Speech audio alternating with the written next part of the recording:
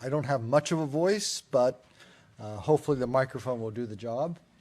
I am the Deputy Dean of the Wharton School, and my name is Mike Gibbons.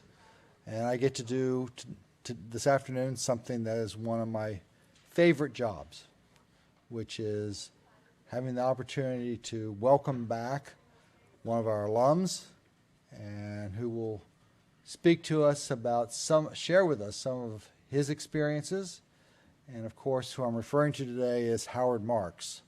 Now, most of you probably know, or otherwise you wouldn't be here, that Howard is the director and the co-chair of Oak Tree Capital. What you may not know is all the activities of Howard outside of Oak Tree Capital. He's been involved in many charitable activities.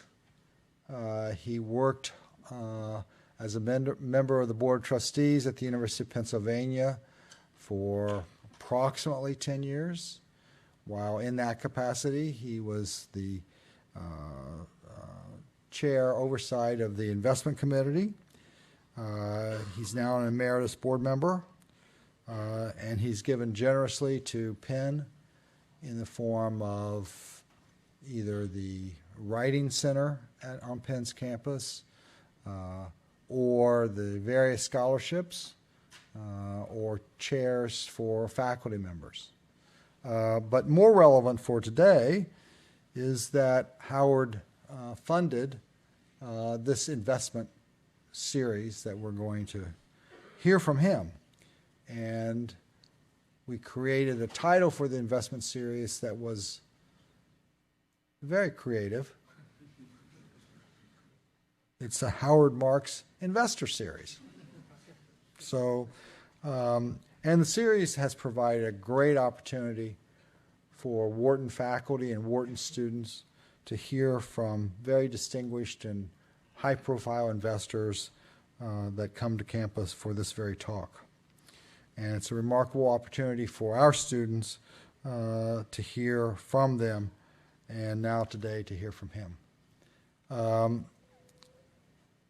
Of course, he's been involved in other kinds of philanthropic activity.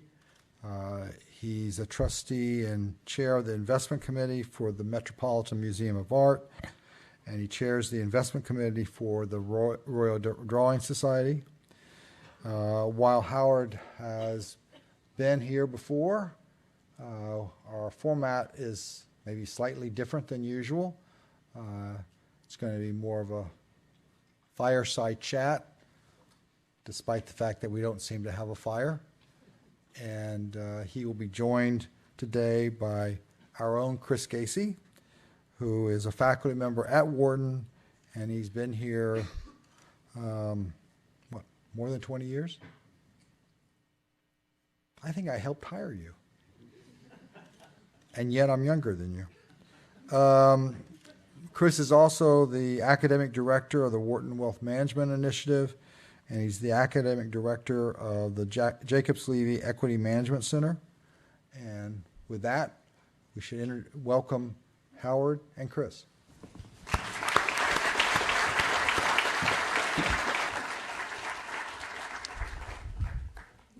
Thanks, boss. Thanks, Deputy Dean Gibbons. It's my pleasure to add a welcome to Dean Gibbons, welcome to Howard, and to welcome back home to the latest installment of the Howard Marks Investor Series. Howard's generous gift in 2014 established this series. And in the years since, it's brought, as Mike said, many well-known and prominent names to campus to talk about various elements, ideas, experiences, and how they think as investors, including Stan Druckenmiller, Bruce Karsh, Seth Klarman, Stephen Schwartzman, is, of course, Howard himself, among others. I'm sure most in the audience are familiar with Oaktree Capital Management as the most well-known manager of distressed debt in the world, since the firm was founded by Howard and Bruce and colleagues in 1995.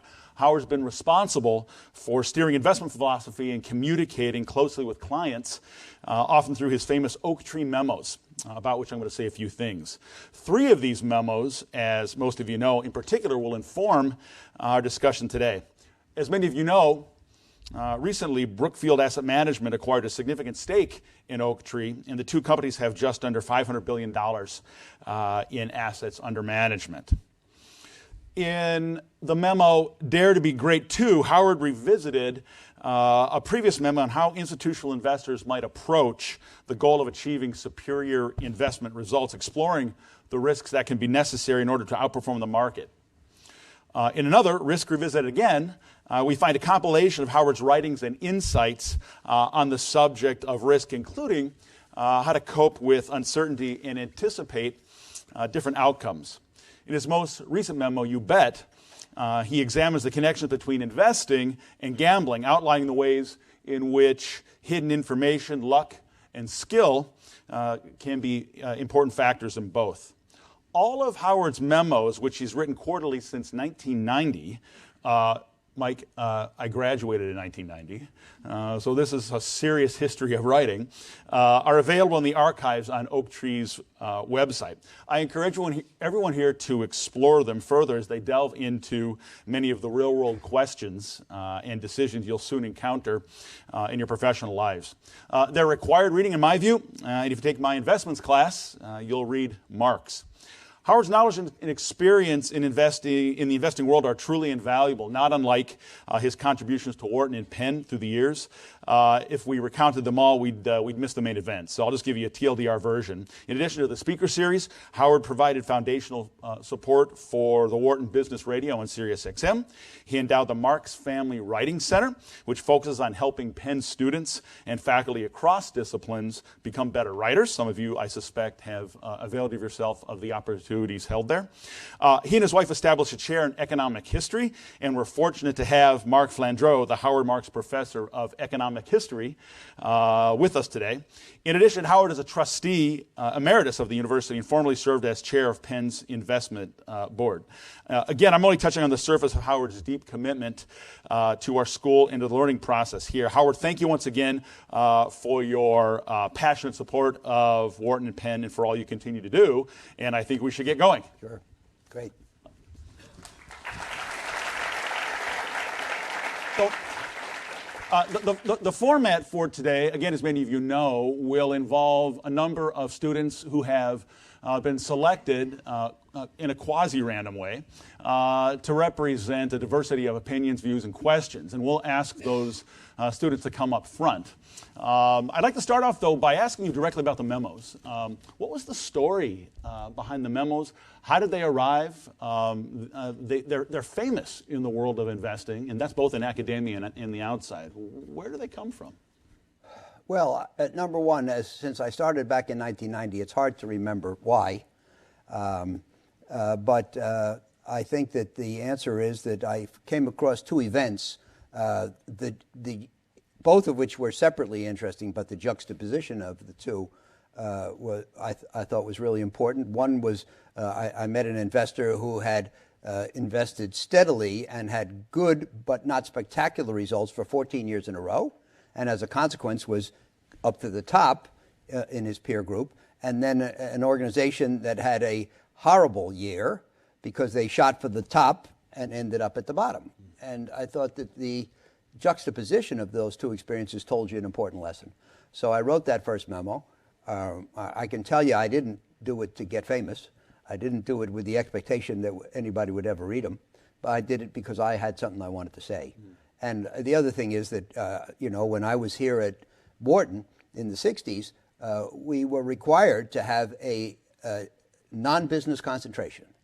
And I took, for another reason I can't remember, I took Japanese studies as my minor, and the professor was very stringent on writing, and I think that lifted the quality of my writing. So, and I write I do it for pleasure. You know, there was a rock club called the Fillmore, and it was run by a guy named Bill Graham, and he said he's famous for saying it's only work if you'd rather be doing something else. So if you look at the memos, there's usually one published in January, meaning I wrote it on Christmas vacation, and one published in September, which means I wrote it over the summer, because it's a way I like to spend time. I'll just add that in the first 10 years, I never had a response, not one. And the interesting question is what kept me going, and that I certainly don't remember. But not only did nobody ever say that was a good memo, nobody ever said they got it.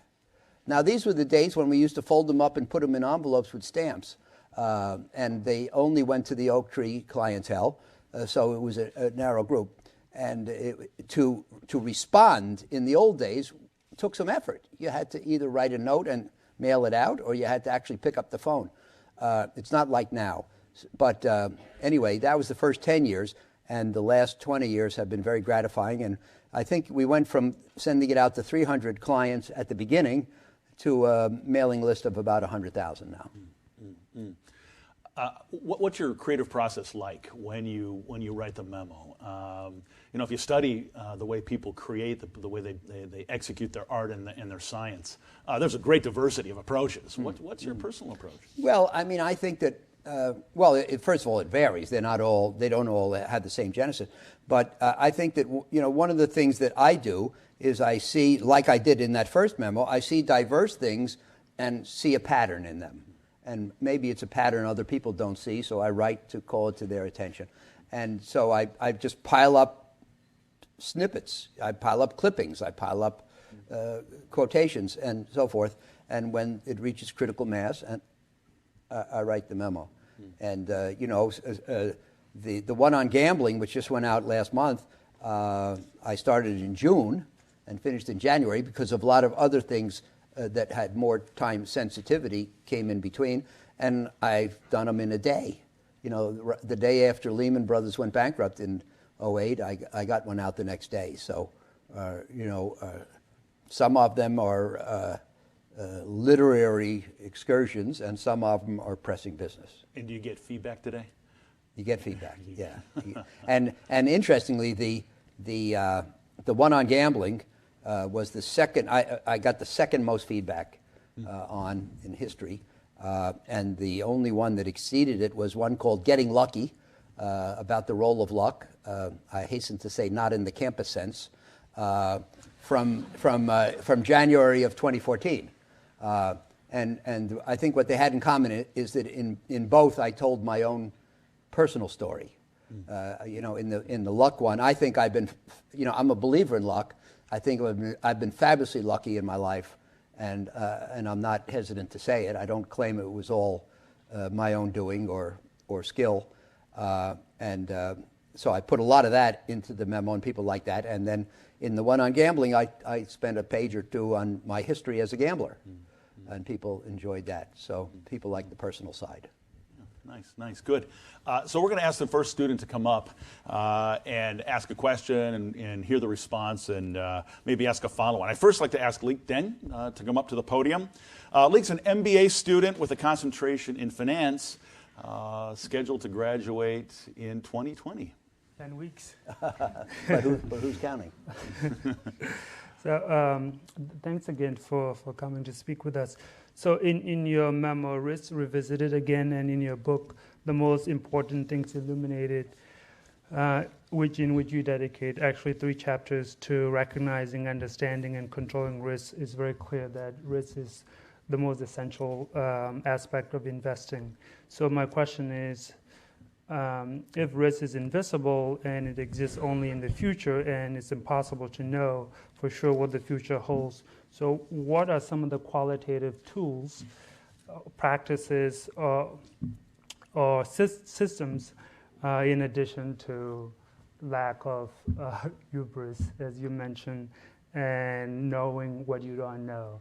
What are some of those tools and systems that students like us who may be just beginning to dabble in investing should start to explore to better understand, control, and recognize risk? Well, I think the most important thing, Leek, and thank you for that good question, is to understand the nature of what you're engaged in.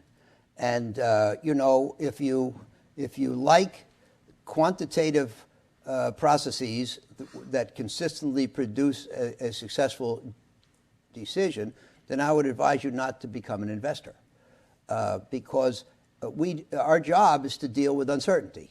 And at the start of the memo on gambling, which just went out, I tell the story of the first book I read here at Wharton in 1963, which was entitled Decision Making Under Uncertainty in the Oil and Gas Industry. It's a fascinating topic.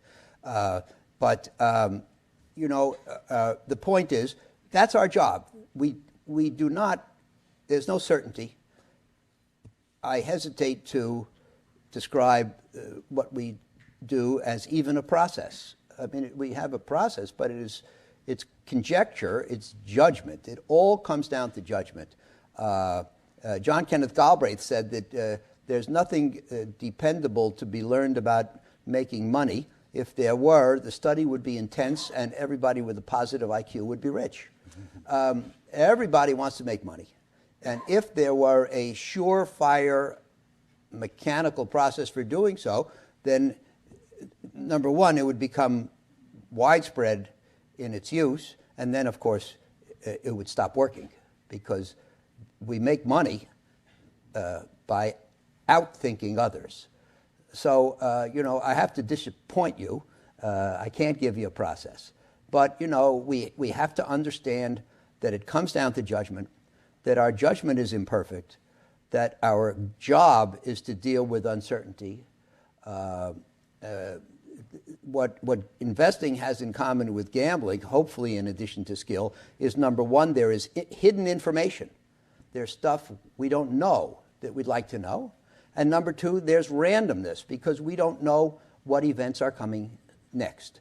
And so all I can do is say that, if you are good at making judgments under uncertainty, if you can think about life probabilistically, if you can have a sense for what you know and a sense for what you don't know and its importance, then I think you can become a good investor. But there's a very good book called Fooled by Randomness by Nassim Nicholas Taleb, and he contrasts investing with dentistry, because he says the dentist goes to dental school, and if he learns how to fill a tooth, he can successfully fill the tooth every time. There's no randomness in dentistry, and as a consequence, there's almost universal success. But in our world, we deal with the unknown. We step into the unknown all the time, as Peter Bernstein says. And so our job is to deal with fractional information and make judgments. Howard, I'd like to ask a little bit about how you coach and motivate expert investors. And so Lee's question, I thought, was one that your answer really focused on for new investors and maybe experienced investors alike. But when you're dealing with a group of extremely talented, experienced investors who have their own biases, how do you manage them? And this reminds me of what you said a couple of years ago when I asked you about leadership. I asked Howard what the most important thing about leading a team is, and his answer was selection. What are your thoughts are? Well, look, we do selection is extremely important. It's hard to make people into something they're not. We always say we look for the best athlete. We hire people who haven't necessarily done before the things we want them to do, so they don't have a record we can assess. But we look for personal attributes, judgment, consistent thinking in terms of process, and covering the bases. One of the great conundrums in investing is that if you don't have belief in yourself, you won't be able to take strong enough stances to overweight some securities and underweight others and exclude others and bet heavily on the ones you think are great and less heavily on the ones you think are only okay. You have to have a belief in yourself. But if it's excessive, if it's hubris, then you're going to, if you make a mistake, you're going to follow it all the way down and and a small mistake turns into a disaster. So, all we can do is make judgments about the intelligence and discipline of the people we're interviewing, and of their ability to think probabilistically, and live with the uncertainty that comes with operating in a probabilistic world. I think you're the one who said we live in the sample, not the universe, right? That's right. And it's very important. Peter Bernstein, who I cited, it was Elroy Dimson, said, risk means more things can happen than will happen. There are many possibilities as to each of the phenomena that will affect us.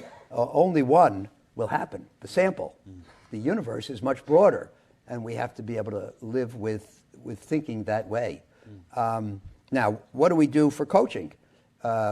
We try to encourage them to think broadly, to consider the things they know, to consider the things they don't know, to point out the things that they've missed, to explore any glitches in their thinking, at the same time bearing in mind that we don't know everything.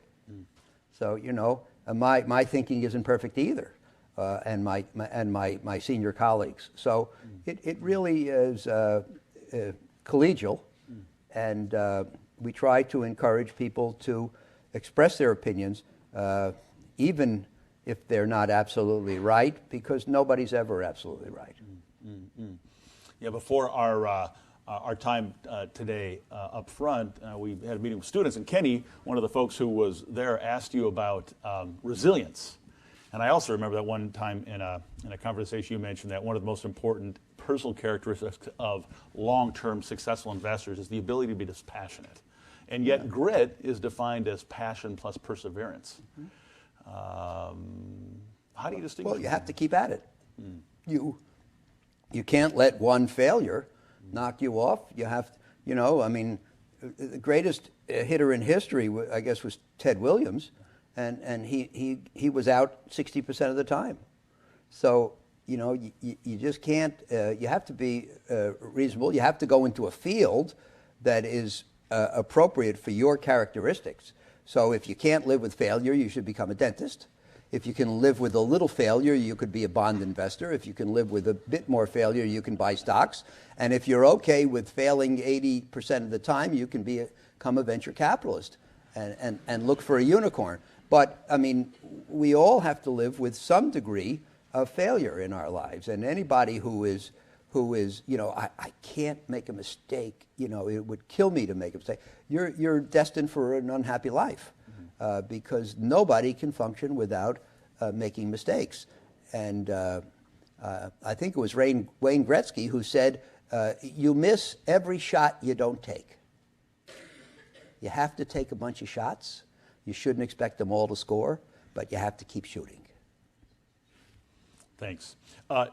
Jing Zhang is an MBA student with concentrations in business analytics as well as entrepreneurship and innovation for the class of 2020. She couldn't be here, but she submitted a question I'd like to ask you. How has your investing style or styles evolved over time? And can you relay any big lessons that you've learned along the way?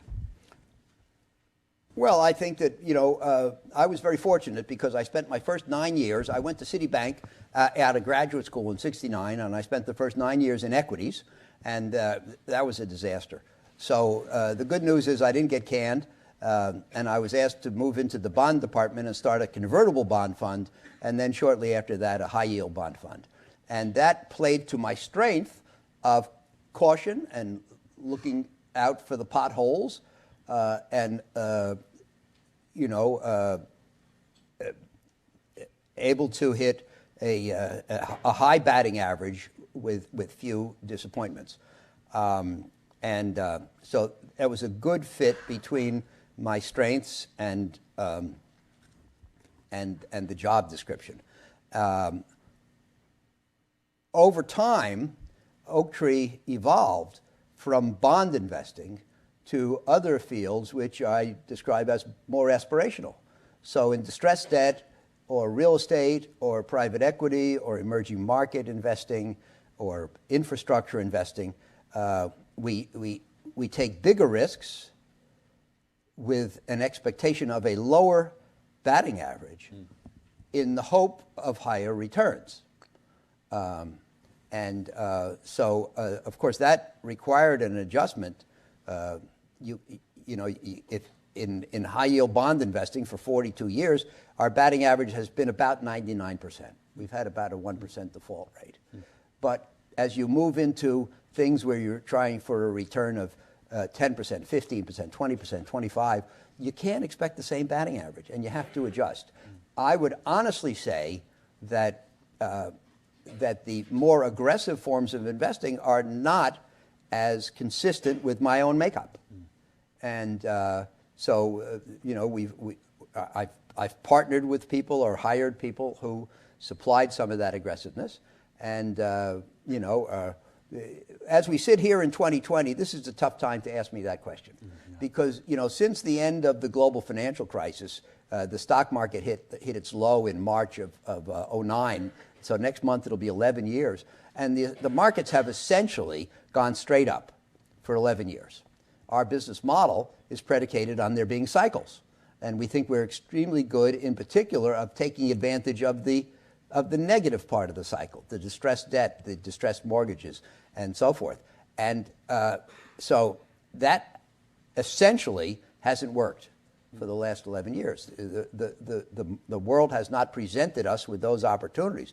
So in the last 11 years, rather than being cautious and waiting for the downturn, we would have been more successful if we'd been aggressive and profit from the upturn. That's an important lesson that I've learned myself.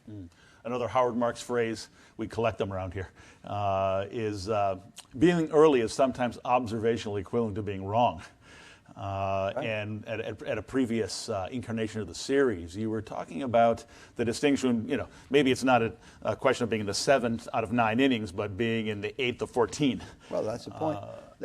Back in 2008, when we had the global financial crisis, people got into the habit of saying, what inning are we in?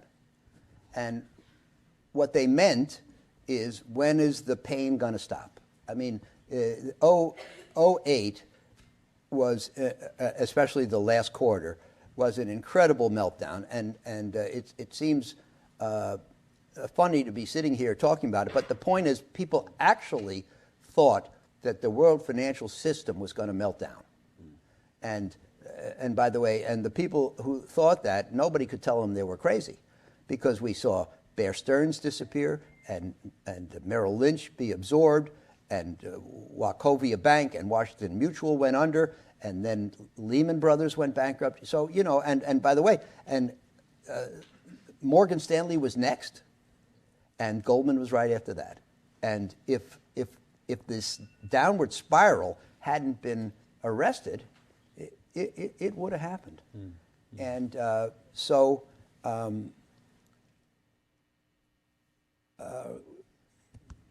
we've had to, stand up when we thought we were right. If you're 100% sure you're right in the face of all the evidence to the contrary, then you're cocksure, and that's not a great idea. But you have to be, as I said before, you have to have enough belief in yourself that you can invest when nobody else does. Of course, that's when you make the big money. If you can invest when nobody else is optimistic, then clearly if there's no optimism abroad, then the prices of the assets you're buying will be tremendously low. That's when you make the big money, but it's not easy. And Dave Swenson, who runs the endowment at Yale and has done a fabulous job for about 33 years or something, has a book out, and he says that investment management requires the adoption of uncomfortably idiosyncratic positions, which is a beautiful phrase, just those 2 words, uncomfortably idiosyncratic. If you don't behave differently from others, you can't expect to outperform. They say that the definition of insanity is doing the same thing over again and expecting a different outcome.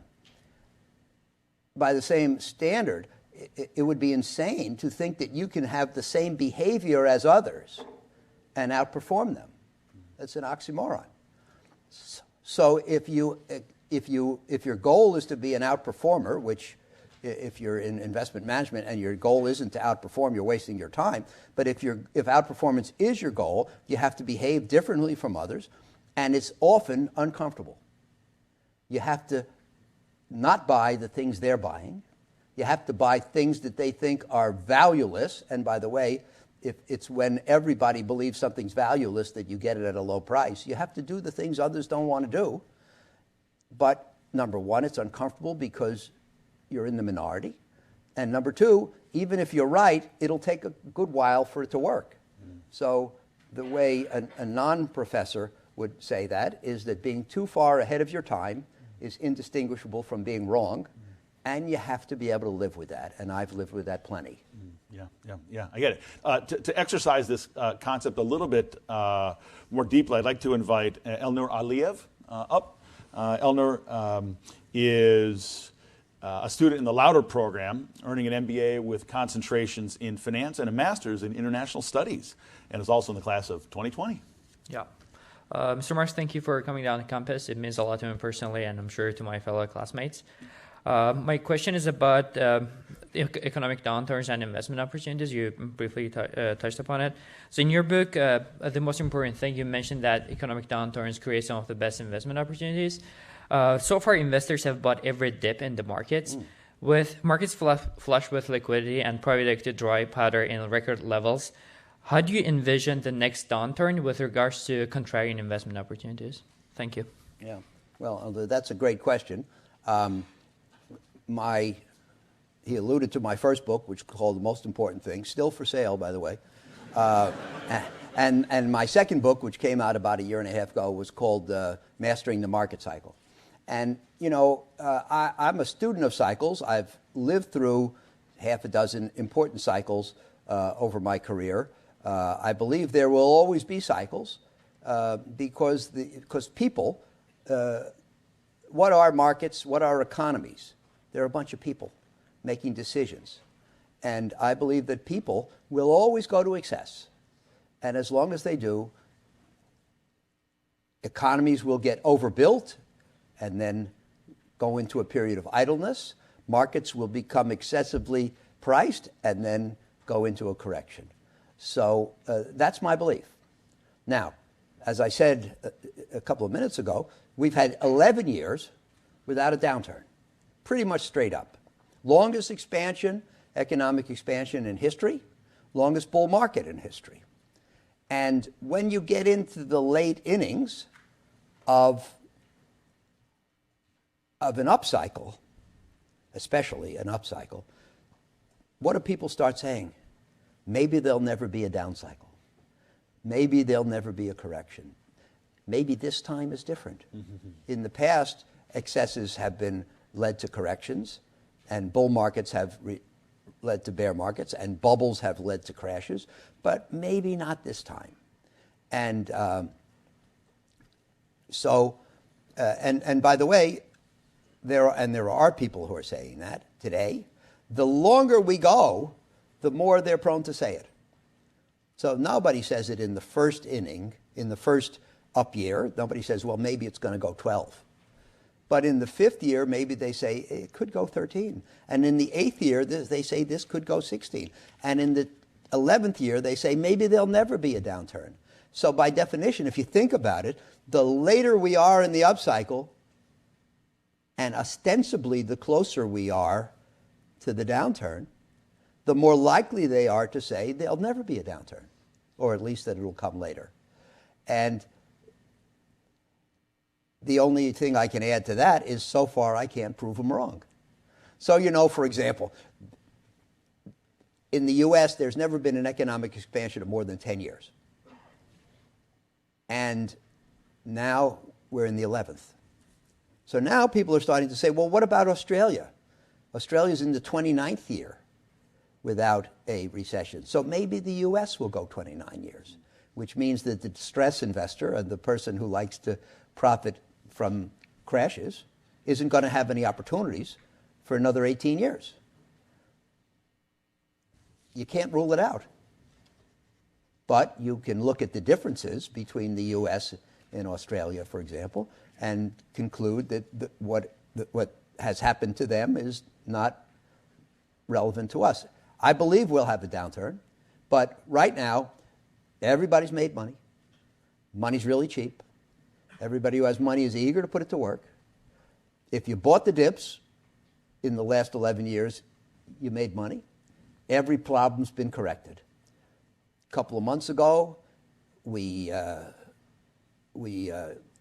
assassinated that Iraqi general the Iranian general in Iraq, and the market had a terrible day, came back the next day. 2 weeks ago, when the coronavirus started to worry people, we had a terrible day, came back. So what's the lesson? The lesson is, whenever there's a dip, it comes back. My guess is one day we'll have a dip that keeps going south, but I can't prove it yet. And, that's why Chris is right. We keep coming back to the fact that being too far ahead of your time is indistinguishable from being wrong. And so I believe there'll be cycles. I believe we're, in some sense, primed for one, in other ways not, but in some sense. And the next question is, when you believe something, and this goes to what I said before about confidence but not hubris, when you believe something, how heavily will you bet on it? And if we would have bet last year that it can't go more than 10, we'd probably be out of business this year. So you can't bet too heavily on the things with regard to which you might be wrong. Howard, under your leadership, Oaktree has been a harbinger of different kinds of innovation and expansions of business. I read recently about some of your activities in Italy, and recently about what you're doing in China. To ask you a question about the boundaries of Oaktree's view, I'd like to ask Snigdha Srinadini, did I get it close? Excellent, thank you, to come up. Snigdha is an MBA student with concentrations in business analytics and finance, and once again, she's of the class of 2020. Yes, thank you very much for taking the time to join us. For very obvious reasons, my question has some inclination to emerging markets. So my question is, while most of the funds are now looking at emerging markets, and there is some reasonable implication of cycles in those markets, how would an investor consider the factors like low transparency, unreliable regulatory and political climate, etc., into making those decisions? Well, thank you, Snigdha. It's nice to see you here. We met in the class, October? Yes. Yeah. Well, there are similarities. We're value investors. We look for value everywhere. We believe that value investing can be practiced any place on the globe. And we have a process to try to figure out basically what future cash flows will be and value them in the present, applying a distribution approach. On the other hand, it's extremely important to be cognizant of the differences. And there are many differences. First of all, regulation, transparency, quality of accounting. I remember back in '98 we invested in an Argentine shoe manufacturer called Alpargatas, and it turned out that the books were wrong. Now, as an investor, you have little opportunity to do anything other than invest on the basis of the accounting. Well, what if the accounting is fraudulent? There's almost nothing you can do about fraud. That's number one. Number two, the emerging market economies are in large part derivative of ours. For decades, they have risen and fallen with the demand from the developed countries. But in an exaggerated fashion. So you have to be on the lookout for that. On the third hand, they are developing their own consumer class, and at some point in time, the indigenous consumer class will take over from the export markets in terms of importance, and as the middle class begins to consume and begins to want and achieve a higher standard of living with more consumption, that'll be a source of growth from which one can profit if you see it right. Number four, however, we started in emerging markets 22 years ago in equities because there wasn't much debt, much corporate debt. It was basically not a leveraged economy, the emerging markets, in large part because they couldn't get credit. Then coming into the 21st century, they could get credit, and they started to borrow.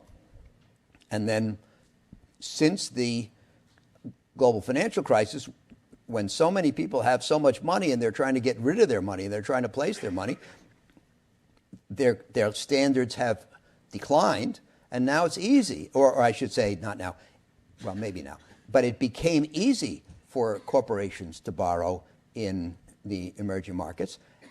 And in order to make it easy to place their debt, they borrowed in dollars. Because if you buy a debt of a foreign company and you lend them dollars and they're going to pay you back dollars, then you don't have to worry about what happens to exchange. The only problem is if the demand from the developed world declines, where are they going to get the dollars to pay you back? And we believe that a lot of companies and countries have too much dollar-denominated debt. I'm only going through these things to show you all these considerations. And you can't say, what was it? Married with Children. The guy says, well, I don't know if I can tell this joke here. But his wife, we are on tape. But his wife's expecting, and he says, sex is just like Canada. We know it's just over there, but we never go there. The point is that the emerging markets, is that okay? Can I say that? It's done. The point is that the emerging markets are not just the same, and so you want to apply a rigorous value approach, which is similar to what we do here, but you also have to take the peculiarities into consideration. Is Anil Lakala Ayat here? Anil, are you here? Yeah, why don't you come on down? Just come on down. We didn't see that you checked in, but you earned a right to ask a question. So, do we have a microphone that could go to Anil? We can have him come down. He'll be down in a second. Yeah.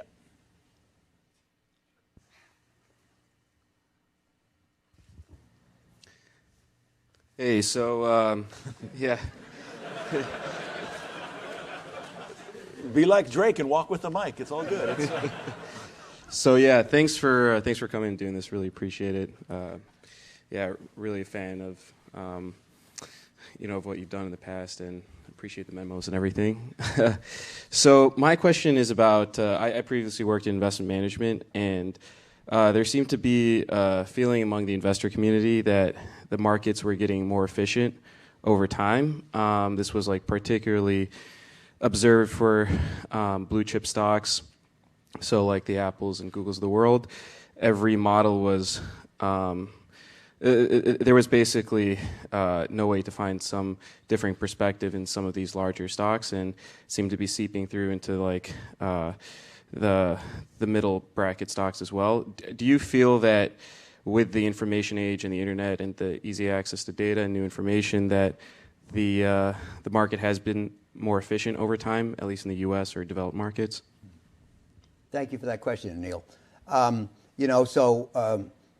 When I was at Wharton, I don't know too much about what it is now, but when I was at Wharton, it was entirely qualitative and practical. And then I went to University of Chicago for a master's, which was entirely quantitative and theoretical. And particular, I was taught there something called the efficient market hypothesis, which basically says that there are so many people trying to make money, and they're all intelligent, computer literate, they have access to data, they're highly motivated, hardworking, rational, and objective. Their combined efforts drive out the bargains. And if a market is efficient, which means that it meets that description, then you would think that you can't find a free lunch there. You can't find bargains. You can't find things that are priced so low that they offer a very high return without commensurate risk. That's essentially the efficient market hypothesis. And that the market efficiently incorporates new information to maintain that condition. That's the ideal world according to the University of Chicago. Now, the good news is that for me, it wasn't always true. So in 1978, when I was asked to start a high-yield bond fund, for example, number one, 90-odd% of all investing organizations had a rule against buying bonds that were rated below investment grade.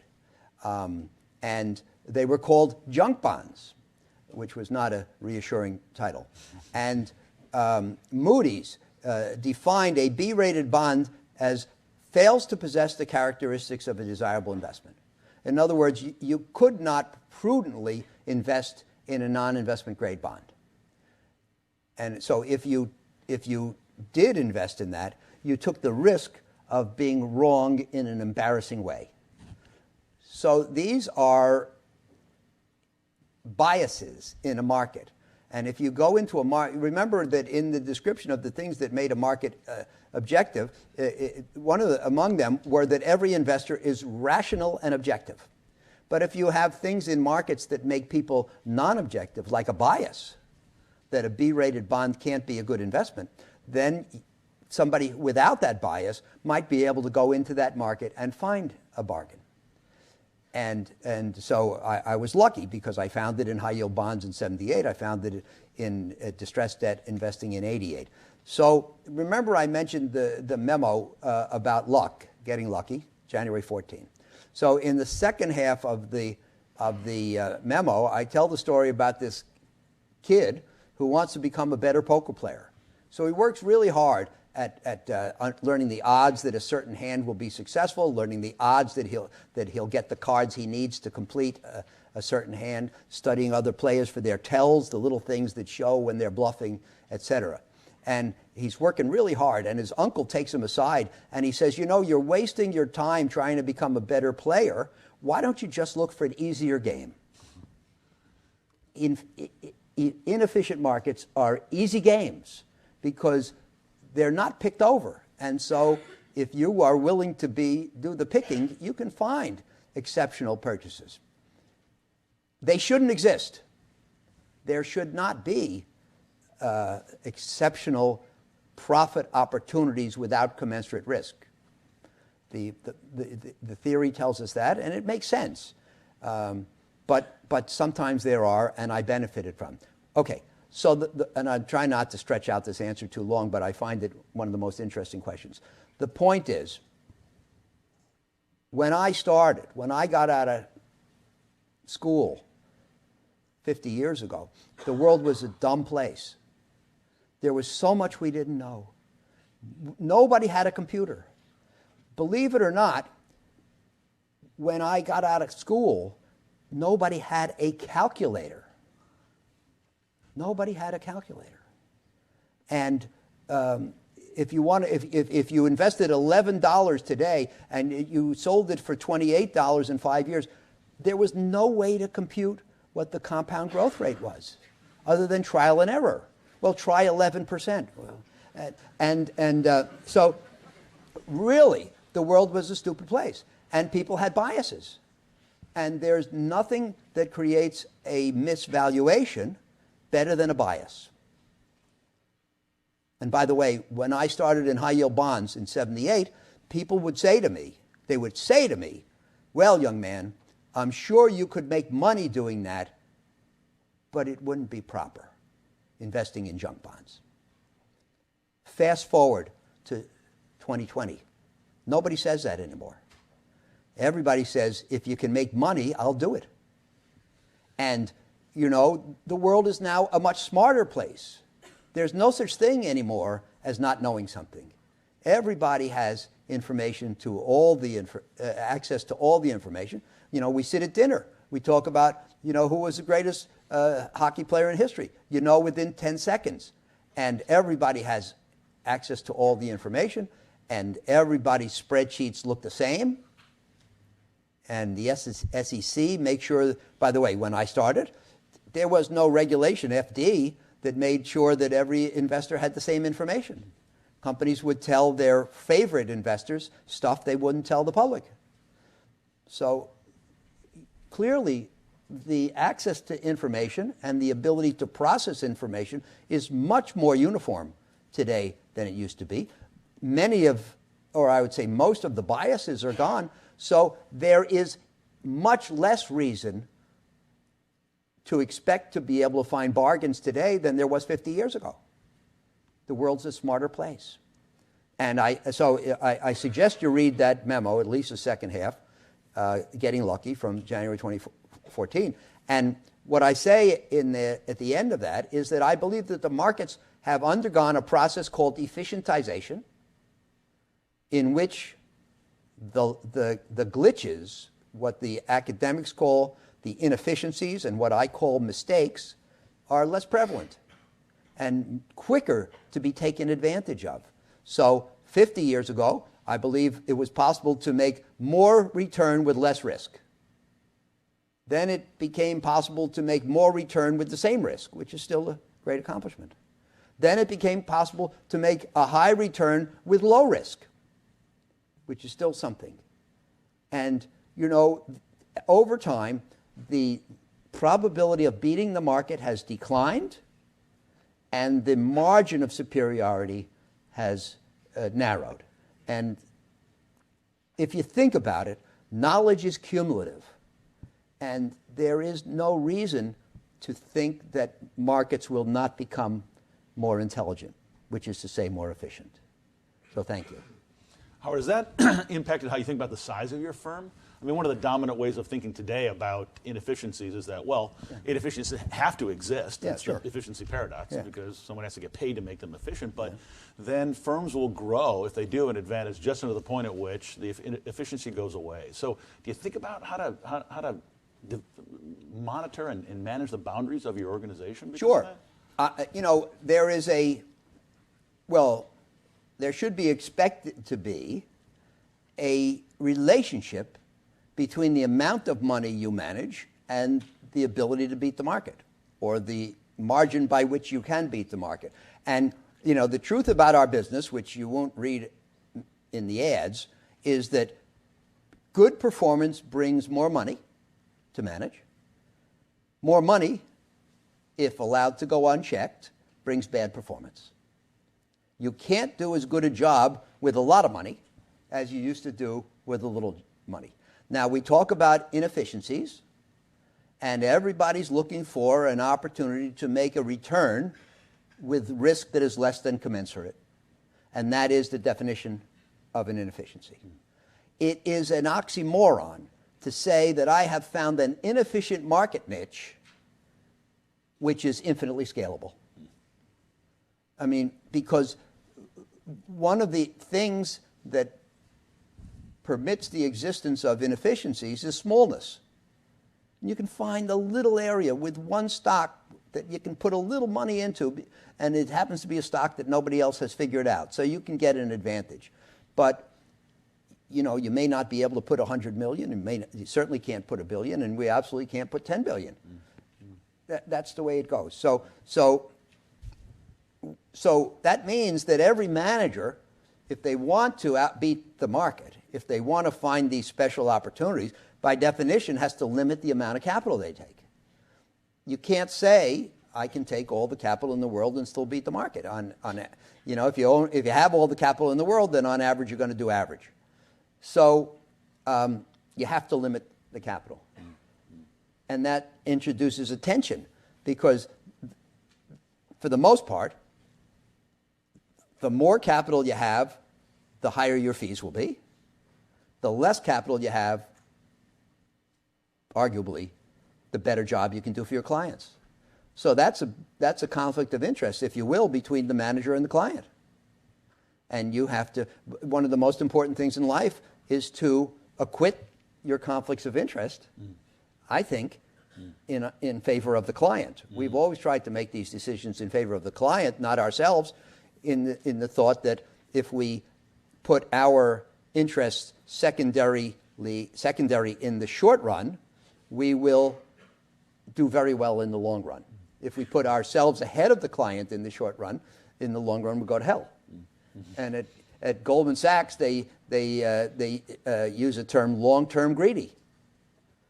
If you're greedy in the short run, you're probably not going to do the right thing by the client and thus succeed. But if you're not too greedy in the short run, then you can do extremely well in the long run. And I think that's right. And that especially applies to scale. And I'm very proud to say we haven't increased our assets in the last 5 years. It's an easy time to raise money, but since everybody's trying to plow money into the markets, it's not a good time to put it to work. And so we haven't increased our assets. Now, here's an interesting question, though. How do you figure out where your limit is?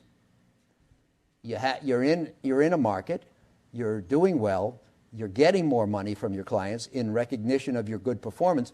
Where do you stop? Where's the limit on how much you can take? Well, if you're Goodyear and you develop a new tire, how do you find out how far it'll go?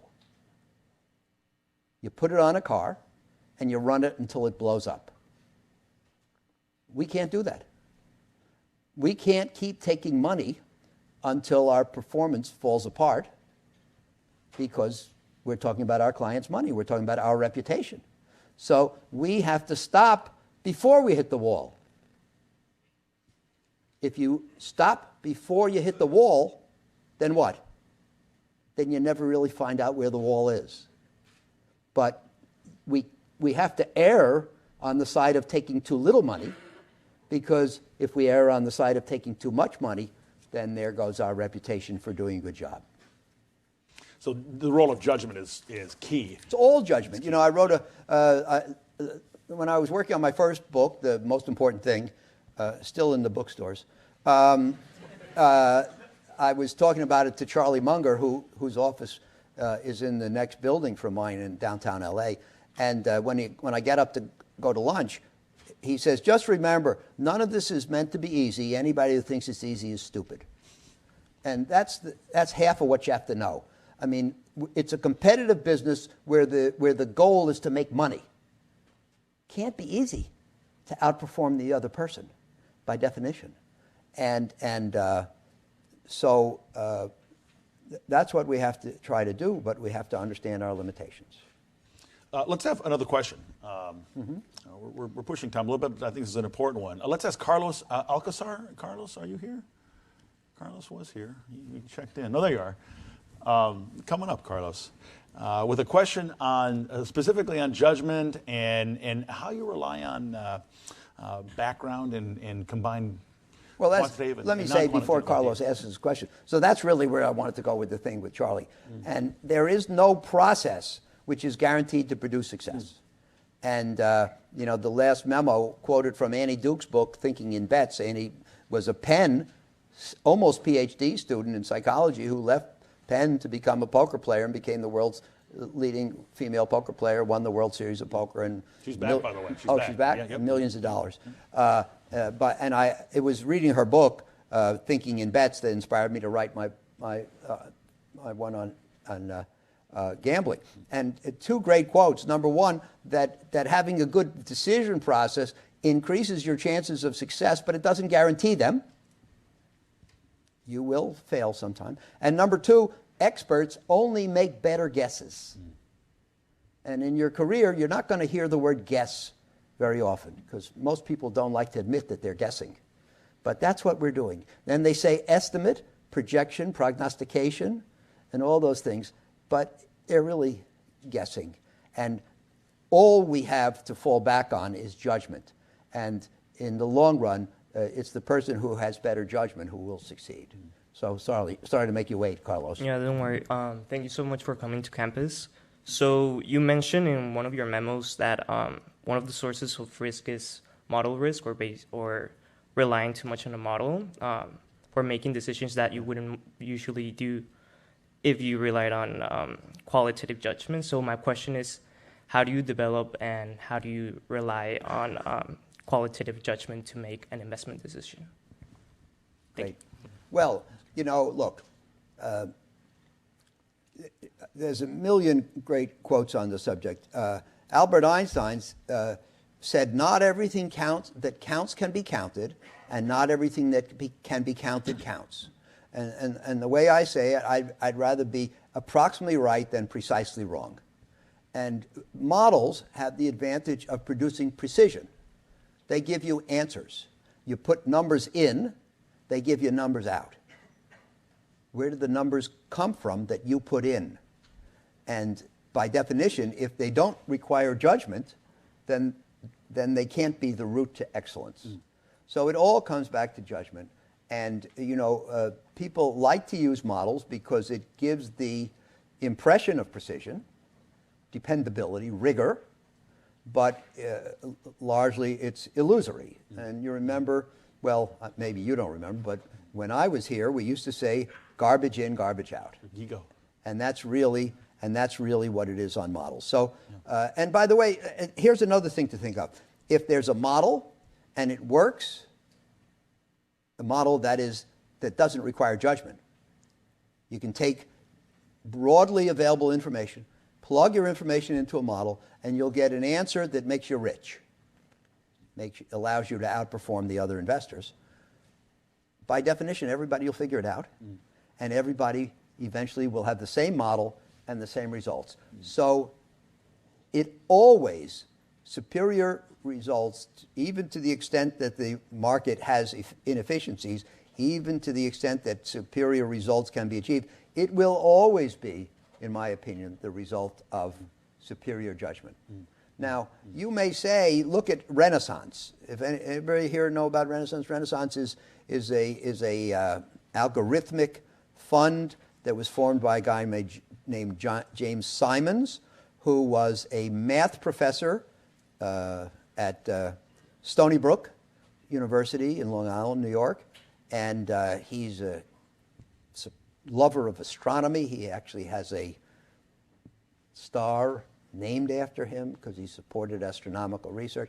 And he developed this company called Renaissance, which runs on algorithms. And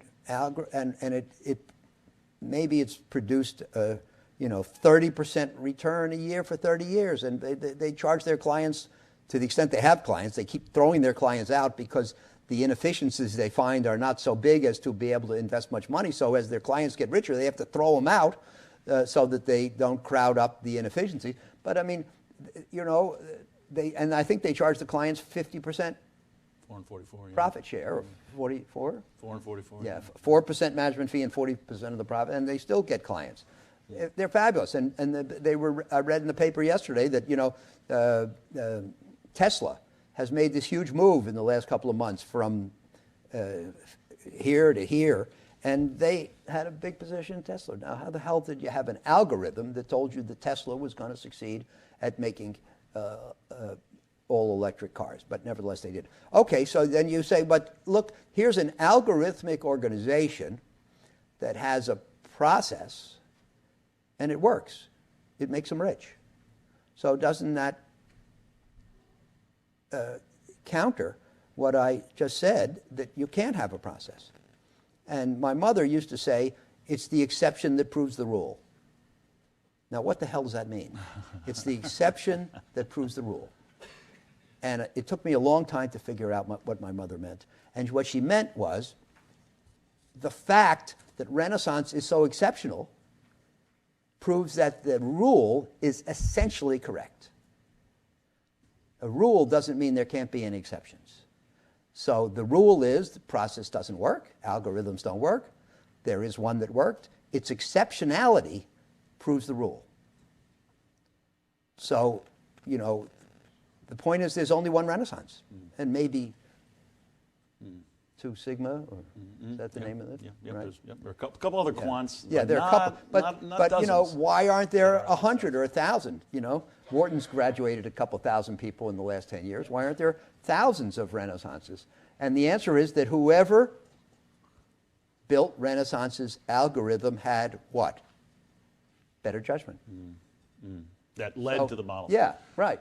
So all models are wrong by definition, but it takes a model to beat a model, right? We have to rely on something. Well, you have to have a thought process.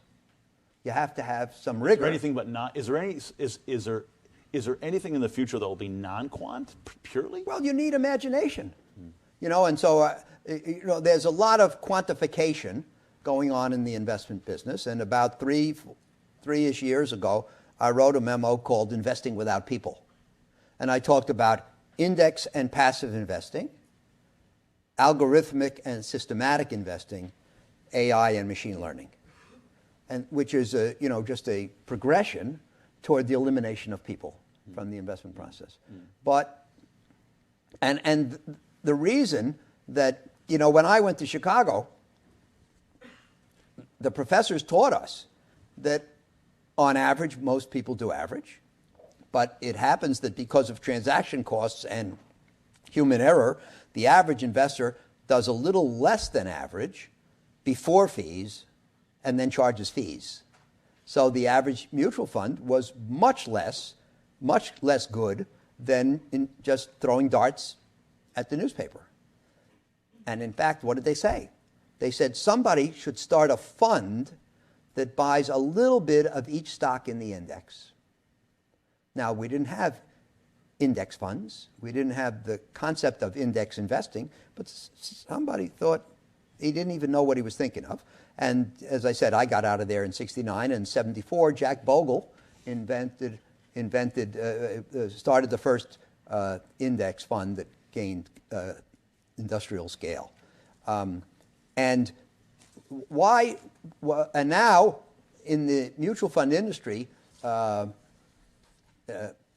index and passive investing is the majority of mutual fund equity capital. Why? Why has it been so successful in taking over passive investing from active investing? And the answer is not that it's done so well, it's that active was so poor. And guess what? The business model of active turned out to be that we'll give you subpar performance and we'll charge you a lot for it. And you don't have to go to Wharton to know that that's not a good business model. Now, it happened to take 50 years for the passive to take over the majority of the capital from the active, but it has. So the next question is, can passive take over all of it? And can it take over every sector? And I say in the memo, passive, you know, what can a computer do? It can handle a lot of information. It can handle it fast. It can do it without computational error, and it can do it without emotional error. And that's a pretty good list. But can it do everything? I like to believe it can't, because I want to keep coming here and have you sit in the seats. But, you know, what I say in the memo is, can a computer sit down with an executive and figure out if he's Steve Jobs? Can a computer sit down and read 5 business plans and figure out which one is Amazon? And I don't think so. So I believe, and those are exaggerated examples, and can a computer look at a bankruptcy reorganization process and predict how it's going to come out? I don't think so. And so I think that the areas of the market which are so efficient as that most bargains are either driven out or minute, in those areas, the computer, which works cheap, will probably do a better job than the humans who want to charge high fees. But isn't that range growing? Right? Vanguard just announced that they're moving into private equity. Well, but my guess is they're not moving into private equity on a passive, algorithmic way. They're Vanguard was. But they're taking the fees out of it. Well, Vanguard is a nonprofit organization. Factually, absolutely true. None of these people want to work in a nonprofit environment. But I mean, look, you know, Chief Investment Officer was our student. I owe it to you to be honest. So I was giving a presentation down in Florida last January, and somebody in the audience who was probably the grandmother of a Wharton student said, "What advice do you have for somebody who's considering going to the investment business?" And I said, "My recommendation is to do it in 1968." I mean, the truth of the matter is that the game has gotten harder in answer to your question. They used to be giving money away. They used to say, no, that's profitable, but I wouldn't touch it. And now everybody will do everything where they can make a buck. So it's clearly, I mean, it's a harder game today. Your competitors are better, and your competitors know more. And nobody should expect that the experience of the investment management business of the last 50 years will be the same in the next 50. We're going to open it up for your questions. So I think Farrah, you have the microphone, right here. And I hope some folks start asking about the politics. So we're going to. It's a good season. Anybody to do wants to know who to vote for, just ask Farrah, me. maybe right here in the middle.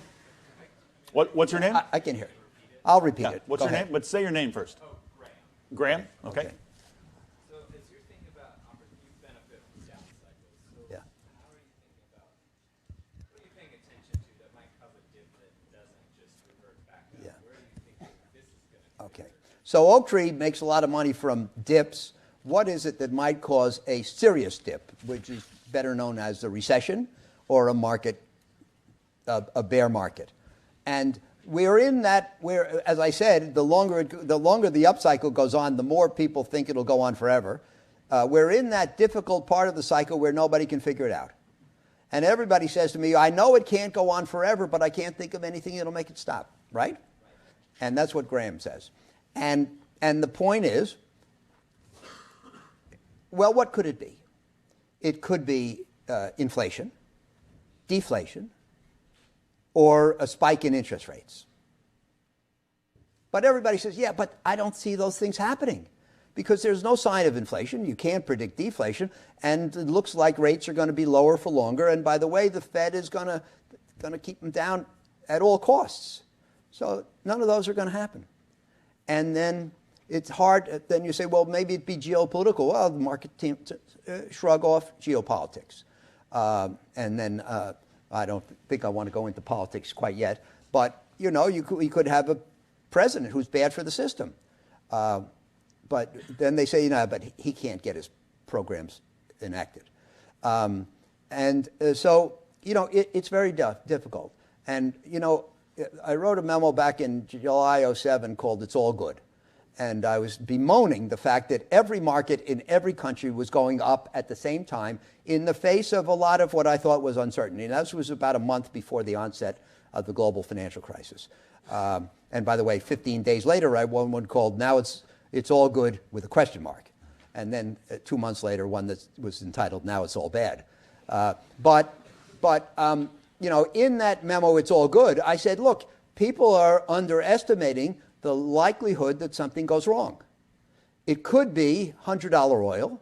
At that point, oil hadn't passed on. It could be pressure on the dollar. It could be a spike in interest rates, and maybe.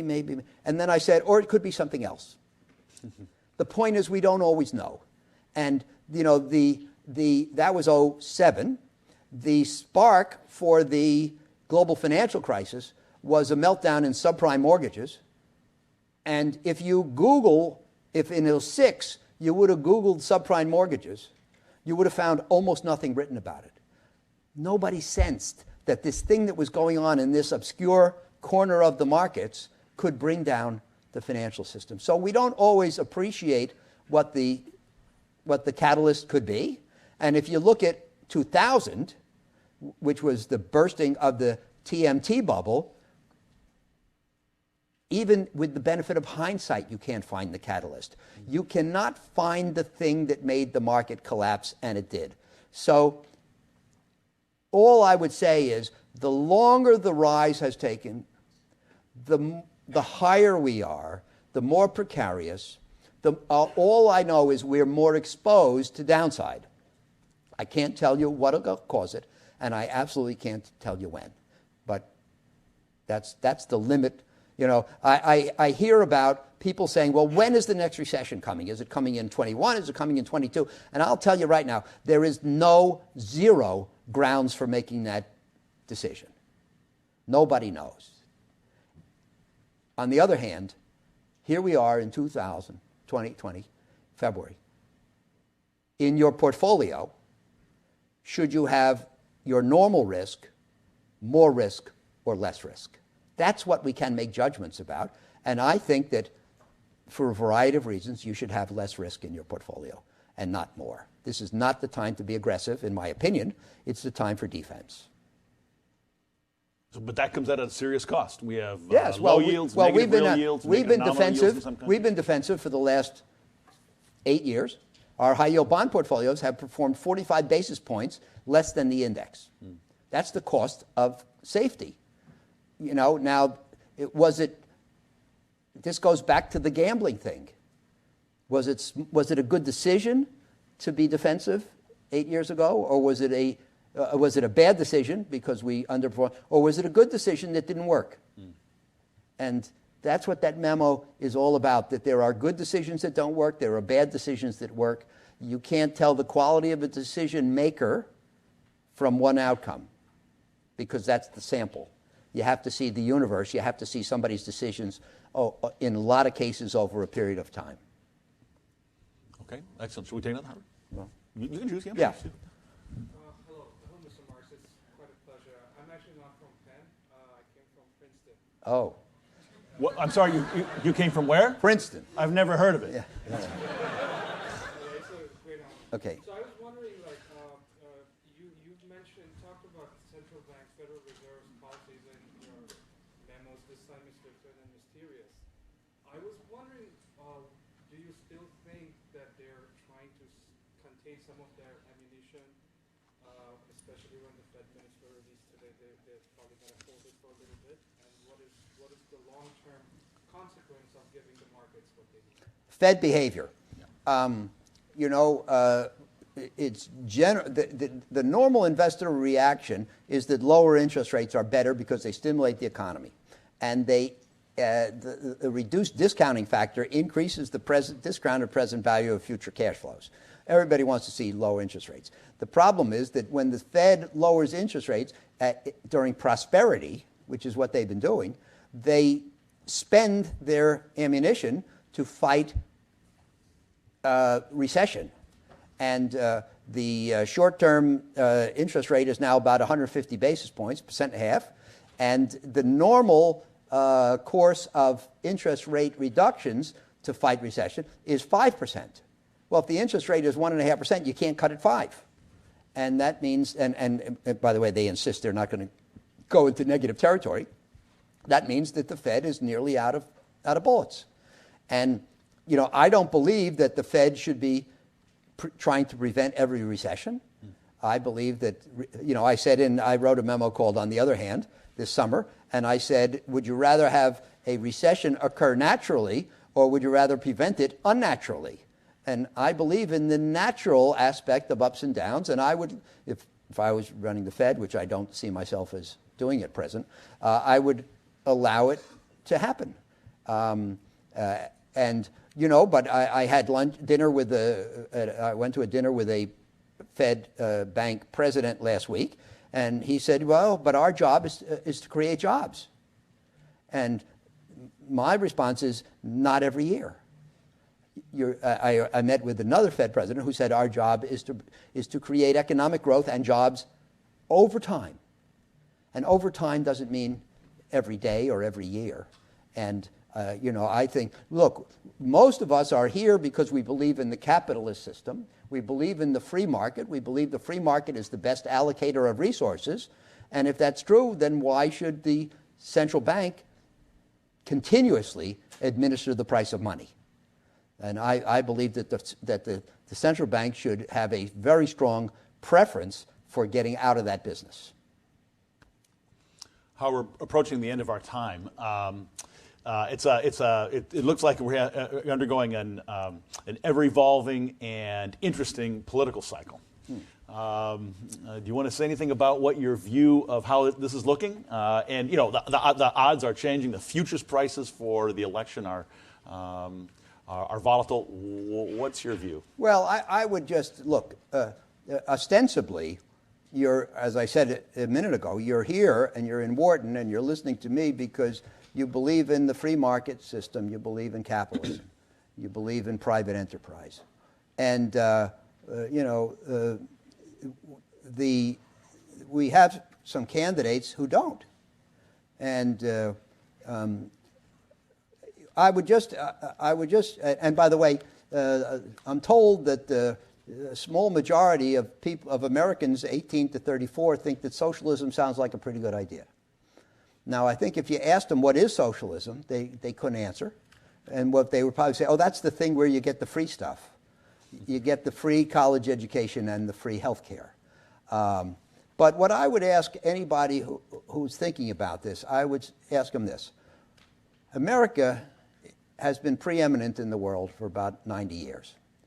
What is it that has created America's preeminence? And clearly our economy has been, I would say, the best functioning economy in the world for the last 90 years. Why? And our standard of living is very high, thanks to the good functioning of the economy. Why? And my answer is, it's not because we're better people. It's not because we're smarter. It's not because we're more virtuous. It's not because we're more deserving. I think that America's success and our standard of living owes to capitalism and the incentives that the free market system provides. And when you talk about limiting incomes by taxing high incomes at punitive or confiscatory rates, I think that the people who are in favor of that don't understand how the system works or how we got here. Or some people might say, well, you know, the capitalist system and the free enterprise system was great in the past, and it got us to where we are. We don't need it anymore because we're the wealthiest country in the world. But it's not going to stay that way for long if we eliminate it. And what I would merely say in closing, I'll quote Winston Churchill, who said that the inherent vice of capitalism is the unequal sharing of benefits, and the inherent virtue of socialism is the equal sharing of misery. And he always had a great turn of phrase, but I really think Churchill had it right, and I think that this is a crucial election. So thank you all for being here, and I'll be back. Howard Marks, thank you so much. Thank you. That was a lot of fun. Great.